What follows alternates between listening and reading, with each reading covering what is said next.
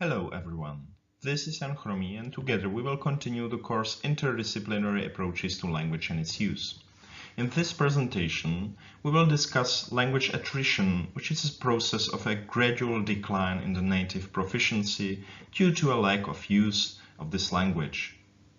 It is typical for immigrants who have only a limited contact to the speakers of their native language. There are numerous cases of people whose native language partially eroded during their adult life. While speaking in their native language, these speakers may sound foreign-like. They may have problems in lexical retrieval and may form odd grammatical structures. Language attrition may happen on various linguistic levels. But there are also people who lived in a foreign country for a long time, and you cannot tell they did from their speech. The question therefore is, which factors actually influence the process of language attrition? In the literature, there are at least 4 factors which influence language attrition. The most important seems to be the age when the speaker lost its contact with the native language. Some researchers claim that there is an important difference between the prepubescent and postpubescent groups. Speakers who lost contact with their native language before the end of their puberty seem to be more prone to language attrition. In some cases, these speakers are even viewed as speakers with insufficiently developed first language, and they are not considered as attritors. Another factor is the length of language immersion. The longer a speaker lives in the non-native environment, the more his or her first language is eroding. A factor which can effectively block language attrition is contact with the first language. The last 2 factors are attitudes and education. Attitudes to the 2 languages and to the community where the speaker is living influences language attrition to a certain degree. An interesting study on language attrition in the late Turkish-Dutch bilinguals was published by Gils and YILMAZ and Monica Schmidt. Their sample consisted of 52 native Turkish speakers with Dutch as their second language and 52 monolingual speakers of Turkish. They employed 3 tasks. The first was picture naming of 156 pictures, which depicted objects with varying familiarity ratings. Their response times and response correctness were measured. The second task was a free speech task, which was basically a conversation around topics of daily life, trips to home country and experiences as immigrants. And the third task was a sociolinguistic background questionnaire. Importantly, YILMAZ and Schmidt found that the bilinguals and monolinguals did not anyhow differ in the picture naming task, but they differed significantly in the free speech task.